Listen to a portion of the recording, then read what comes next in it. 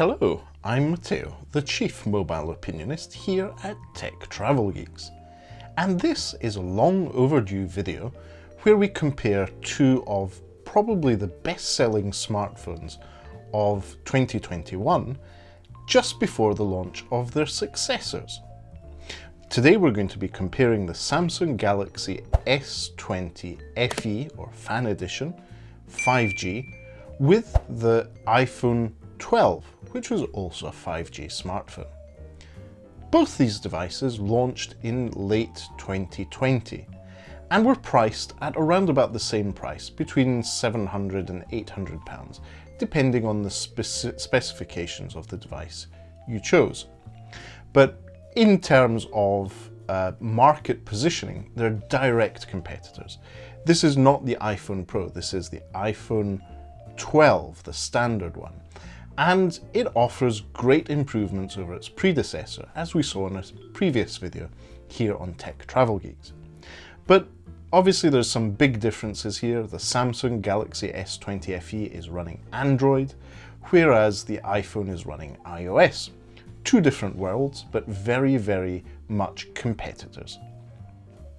So, obviously in size, there's a slight difference in size. The Samsung is a bigger device, and as you can see, there's 3 cameras on the back here, whereas the iPhone is slightly smaller, slightly wider in terms of feel, but physically identical, and it only has 2 cameras here.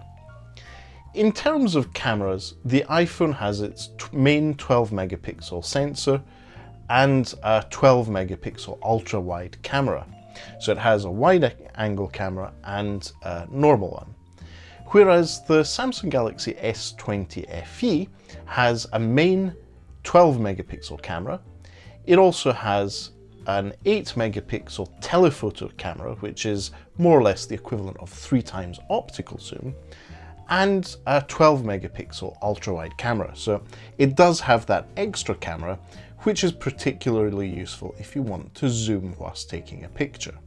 It also makes taking portrait pictures slightly better on the Samsung S20 FE in my experience, compared to the portrait pictures on the iPhone 12. Now, in terms of materials, the Samsung Galaxy S20 FE, just like most other smartphones nowadays, has a big glass screen. This is a big glass screen with a Super AMOLED display, a Samsung display, which also happens to have a dot for the cutout for the selfie camera. Whereas the iPhone 12 has an OLED display. They're not actually saying who the supplier is, and it's believed to be Samsung, but that display has a pretty big notch in the top of it. So if we find something with a bit of color to it or a bit of a lighter color, you can see it still has that big notch there, because the iPhone keeps that for Face ID, the way of unlocking your phone when using the iPhone.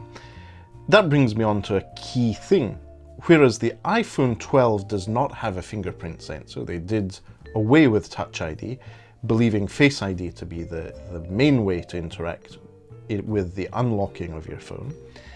The Samsung Galaxy S20 FE on its screen has a fingerprint scanner in the screen itself. So you put your fingerprint on the sensor, and I'll show you again. You put your fingerprint on the sensor and it unlocks your phone. So in terms of practicality, especially in times of a pandemic when many people are wearing face masks, that is a really useful feature to have. And it's a shame Apple decided not to put it into the iPhone 12. In terms of practicality, that's one of the reasons I've probably been using the Samsung S20 FE more than the iPhone 12, especially when out and about. I do have the option of a fingerprint to unlock it. Now, in terms of the materials on the back, we've said that they both have glass screens with OLED displays, or in the case of Samsung, a Super AMOLED display. There is glass on the back of the iPhone 12, this orangey salmony color is the product red version of the iPhone 12, whereas the Samsung, it's what they call glastic. So it has the effect of frosted glass, as we saw in the Samsung Galaxy S20 Actual, but in reality it's plastic, which makes the device, which is larger than the iPhone, lighter. It gives some lightness. It also gives it a bit more of a chance of not smashing when dropped. So if you like the risk of having a glass back, you can also buy cases for this smartphone which are made of glass. If you really want that premium feel, it's an option for you. And we did do an unboxing of one of those here on the Tech Travel Geeks YouTube channel. Check that out. In terms of button positioning, the Samsung has everything on one side. It has the power button and the volume buttons on the right-hand side of the device. This is very, very useful, especially when you're right-handed and you need to access volume and power button. Even with a case on, it's really easy to find them, and they're tactile. It's easy to identify them. Whereas the iPhone, as they have been doing for a few years, has power button on the right and volume rockers, two separate buttons, on the left. And then you also have your silent mode switch up there. So buttons on two sides, ergonomically, it's something that some people need to get used to. And whereas the iPhone is, with its new iPhone 12 design, quite blocky, it's pretty much straight-sided with a bit of a chamfered edge, the Samsung is very pleasantly curved into the screen on the back. So the back of the phone has a gentle curve at the edges that bring you to a flat screen. And that's one of the things that maybe Samsung cut down on compared to the traditional Samsung S20 or the S21 with the S20 FE. It doesn't have a curved screen, and I really like that. That's a good thing in my book. So overall, the two very different devices. One is a bigger smartphone, which is lighter, slightly different camera setup that gives you a few extra options on the Samsung, whereas the iPhone is everything iPhone usually stands for. It's simple, relatively easy to use, and nice in a way. It feels very solid and premium. In terms of screens, now we were talking about the fact that they are reinforced glass. In this case, I do have a screen protector on the S20 FE. It is the original screen protector that came with the device. Whereas on the iPhone 12, in this case, I have the Savaletter glass screen protector I applied in a previous video here on the Tech Travel Geeks YouTube channel. Now, in terms of screen resolution, it's quite important. The iPhone, with the iPhone 12, upgraded to an actual screen resolution, which is full high definition. And very specifically in this case, it's 1170 pixels, so more than 1080 or 1080, by 2532. It's, in this case, a 19.5 to 9 aspect ratio. Whereas the Samsung Galaxy S20 FE has a more traditional Full HD Plus display. So it's 1080 pixels in width and 2400 pixels high. That's a 20 to 9 aspect ratio. It's slightly longer. As a pixel density enthusiast, I have to say the iPhone has a slightly higher pixel density. It's 460 pixels per inch, whereas in the case of the Samsung Galaxy S20, it's slightly more than that. So great overall screens on both devices. Both of them are capable of reproducing full HD content, and in terms of other uses, they're both crisp, clear screens that are both very usable in direct sunlight, as well as good at toning down the colors if you're using it at night with night mode. Now, overall, the two devices have what were the fastest chips of 2020 in the devices. So the iPhone obviously is an Apple device. Apple do their own platforms, and the Apple iPhone 12 was using the Apple A14 Bionic. It's a 5nm chipset by Apple. It actually has 6 cores and dealt with games, video, everything I was doing on it very, very well. Whereas the Samsung Galaxy S20 FE, in this case the 5G version, in the UK was the version of this device that came with a Qualcomm chipset. And specifically this one has the Snapdragon 865 5G, which is a 7nm chipset. In terms of power, both of them are overpowered. There are very few instances where I've managed to use them at full capacity. And in the few times that I did, it was all about video editing. So editing videos that I took on my drone or on the device themselves and using it to its maximum potential.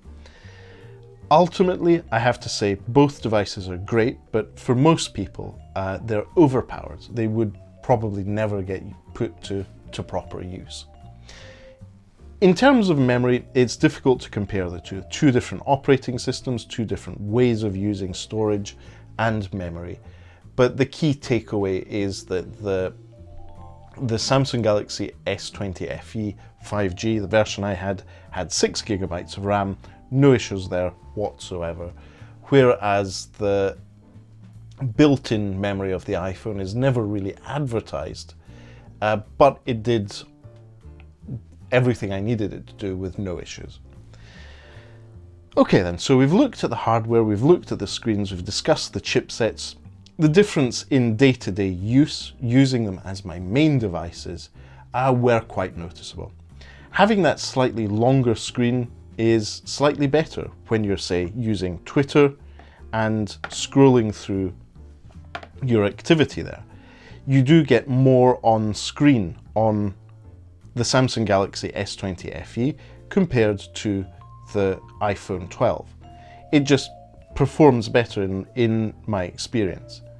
The other thing is, even with the iPhone not having a button bar at the bottom, such as we have on the Samsung, it still managed to use up space in what I consider to be an inefficient manner, and to essentially not give you as much on screen. Having a smaller screen and a different way of rolling things out does make a difference. Obviously, these are both with the default settings for your screen, and if you want to, you can increase and decrease screen resolution, character size, and so forth. But overall, I have to say, I find myself using the S20 FE over the last year more than the iPhone 12 for this as well. You get more on the screen. Now, in terms of other things, the key thing to me, apart from the camera, is battery life. How did the phones compare? Well, the iPhone is a good phone. It takes good pictures. But in this case, I have to say, having that extra versatility of the telephoto lens on the S20 FE 5G, having Samsung software, which sometimes oversaturates things but still takes better pictures, it was a noticeable difference in day-to-day use. And another reason I found myself using the Samsung S20 FE more than the iPhone over the last year. In terms of low light performance, again, the Samsung S20 FE 5G in its night mode did so much better than the iPhone. The iPhone has improved over the years. Their night mode is leaps and bounds compared to where it was, but the competition, in this case Samsung, is definitely a step up. And both of these, both with tripods and handheld, were used during nighttime and daytime. Just in general, I think that the Samsung S20 FE performed better in that space. Both devices sadly killed the headphone jack. There is no Courage port on the Samsung S20 FE 5G, as there hasn't been for quite a few years now on the iPhone. So the iPhone 12 has no earphone port. Now, obviously that's a more philosophical conversation, but the key takeaway here is that you need a dongle to use traditional earphones, or you need to use Bluetooth, and it's time to move on here. In terms of storage, on the other hand, both of these devices are 128 gigabytes of storage. I didn't go for the cheapest version of the iPhone, I went with the one slightly more storage. I was expecting to use it for video more, but in the end I didn't. But both of them have 128 gigabytes internal storage. What the Samsung S20 FE had, which I think was a really big advantage, was an expandable micro SD option. So you could add a micro SD card. In my case, I put in 128 gigabyte one, and I found myself using it more and more for video, as I did in the upcoming video where we're reviewing the Gisfin woolen shoes that I use on travel and on trips. That was done using the memory card on this device, and using that for storage is really a great advantage. So key differences there, I think, is worth calling out. The S20 FE has expandable storage. You can use a memory card to do that, whereas you're stuck with what you get with the iPhone. So overall, two different devices, two different operating systems, pretty much the same price. Even now, almost a year on, they're pretty much head and head. The iPhone is slightly more expensive, but that's what you'd expect with Apple. It's not long until the announcement of the iPhone 13, so we'll see what happens there. But I have to say, if you're looking for value for money, the Samsung Galaxy S20 FE is definitely the better choice. In terms of software updates, in my experience, the S20 FE got updates very, very quickly. Before Christmas last year, we had the latest version of Android on the device, despite it not being something that Google allowed Samsung to have ahead of time, as far as we're aware. The S20 FE got Android 11 pretty quick and is expected to get Android 12 very quickly as well. And the monthly software updates have been arriving, so no criticism to Samsung in terms of its software updates and how it's maintaining the device over the course of the year. Whereas with Apple, as usual, you always get the iOS updates as soon as they're released by Apple, which is a big advantage. But in terms of security, there's no real difference between the two at this point. Okay then, so I've been nattering on for almost 20 minutes here. Obviously, this is my opinions after using both devices side by side and along with other devices for the course of almost a year. If you have any thoughts, if you'd like to ask any questions, feel free to leave comments in the section below. If you like this video, likes are always appreciated. But more importantly, if you'd like to see more videos where we compare the Samsung S20 FE or the iPhone or any other device side by side if we think they're relevant comparisons, subscribe to the Tech Travel Geeks. We'll be doing more of that content, as well as covering consumer electronics, gadgets and accessories that we believe make the travel experience better. But for now, thanks for watching this quick side-by-side comparison between the Samsung Galaxy S20 FE and the iPhone 12. Goodbye from me.